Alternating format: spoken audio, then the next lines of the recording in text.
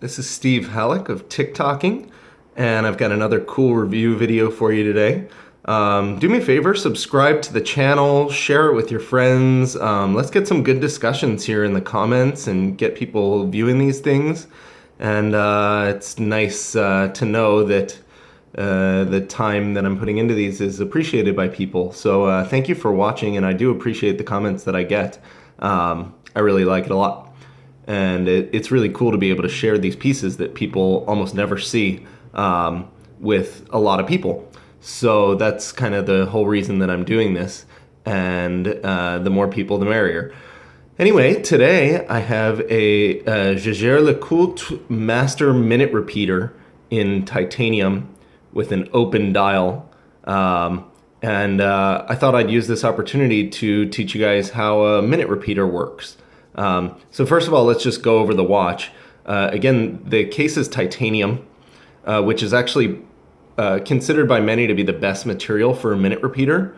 A minute repeater specifically, you don't want a very dense case, so platinum is not good because it doesn't vibrate much. So titanium has the kind of lightness, but still the strength of the case is really perfect.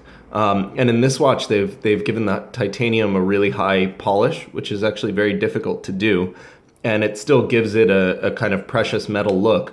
But it also makes the watch really light and really easy to wear. On the front, you've got the entire minute repeater works, which I'll go over in detail later. Here you've got a power reserve, and you'll notice it goes to 15. That's no joke. This is a manual wind watch that has a 15-day power reserve, which is pretty spectacular. And on this side is called a torque meter, and it measures the torque of the mainspring. The idea is that it sort of gives you a way to look at how good the wind is of the power reserve and of the mainspring barrels. Like if let's say it gets down to like 2 days or something, and the torque meter gets low, you need to like wind it up and get a little bit more torque in there to ensure that you have good rate keeping. So the other thing that you'll notice here is this thing with musical notes, and that is one of the most unique features of this particular minute repeater. What they've done is they did all this research and figured out that instead of just relying on the case to vibrate for sound, that they could actually use the crystal, and that sapphire crystal is a really good resonator. And so what they've done is they've actually fixed the chime to the crystal, so it vibrates the crystal and it'll chime through the crystal. The other cool thing about that is that when you have the watch on your wrist, obviously your wrist is dampening the vibrations of the case somewhat. But it's still not touching the crystal. So not only is this a particularly loud and nice minute repeater, but it also stays really loud and nice on the wrist. And then another really cool thing that allows is that this is one of only two that I know of water-resistant minute repeaters ever made. Blancpain made a water-resistant minute repeater as well. But normally, because of these slides of the minute repeater and the need to get sound out of the case, they can't hermetically seal minute repeaters. So you basically can't even wash your hands with a minute repeater on. But this particular watch is water resistant, I think, to 50 meters.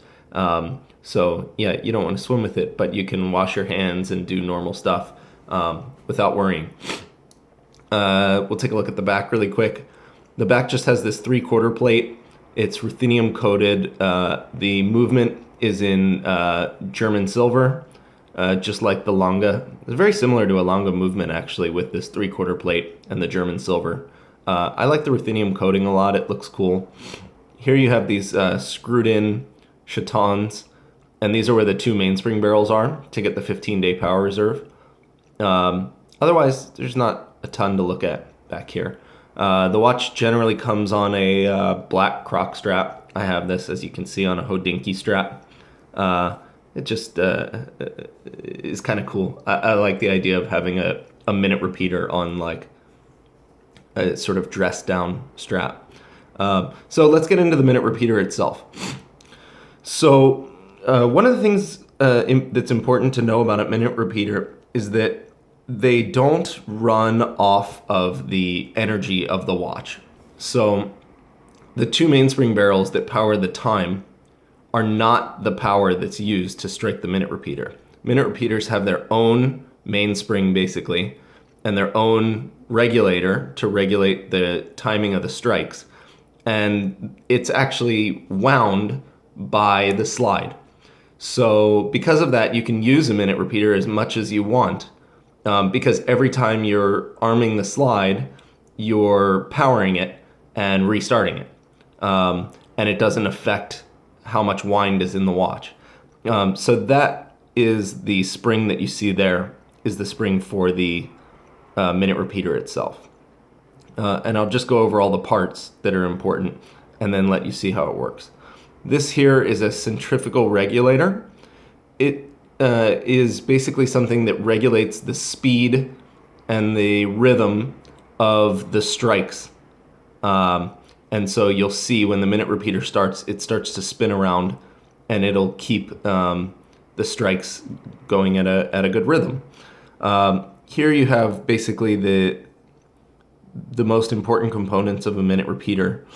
This stack here, you can see that sort of spiked wheel, and underneath it are a couple other, they're called snails, and they're these cams, basically. They're, as you can see, attached to the main time telling of the watch, and they're the ones that keep the time so that the minute repeater knows what time it is to chime. So that one at the top is keeping the hours, and then there's one that keeps the quarters and one that keeps the minutes.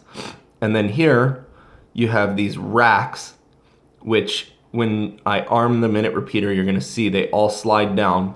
They slide down, they hit whatever cam is on this that's keeping the time, and however far they slide down is how many chimes they're going to make. So then they come back into their resting position, and as they do, they trip these hammers, and the hammers hit the gongs, and you'll hear tones for every hour, and then 2 tones for every quarter, and then a higher pitch tone for every minute. So in this case, you're going to hear, 7 hour tones, and then 3 double high and low tones for the quarters. That'll be 45 minutes. And then probably 12 minute tones by the time we actually strike it. And so let's give it a go and see if you can see all of those parts working. Here we go.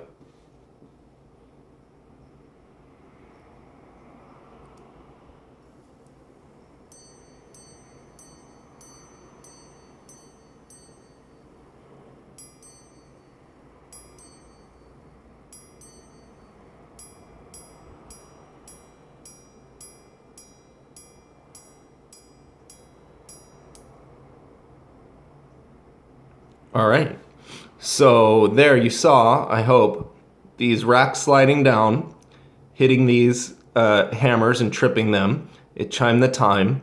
You saw the centrifugal regulator going for the whole time. The good thing about that system is it makes very little noise, so you don't hear like the very loud kind of whir or any sound that's really distracting much from the chimes themselves. And so, yeah, it's a really clean, very loud minute repeater. Let me show it to you on the wrist. It's a big case. It's 44 millimeters. It's thick. But 2 things make it really wearable. First of all, the titanium metal itself obviously keeps it very light, so it doesn't feel terribly massive on the wrist. And also the lugs are really short. So for me with small wrists, it lets the strap come almost straight down, and so it doesn't make it crazy on the wrist. So let me strap it on for you.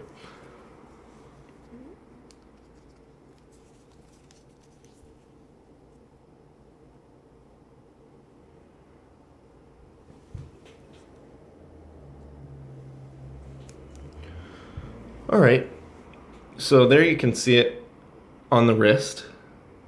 It's definitely a big watch, but I find it still wears really comfortably. I think mostly because of the lightness of it. And then I'll give it another chime for you on the wrist so you can hear that the volume isn't changed that much by having it on the wrist, which is really cool.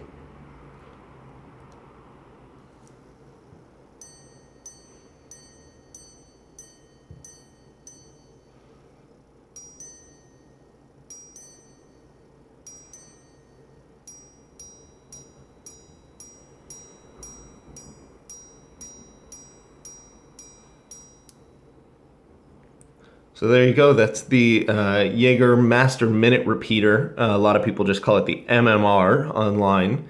And it's in titanium with the open face. And that's how a minute repeater works. Hope you enjoyed. Thanks.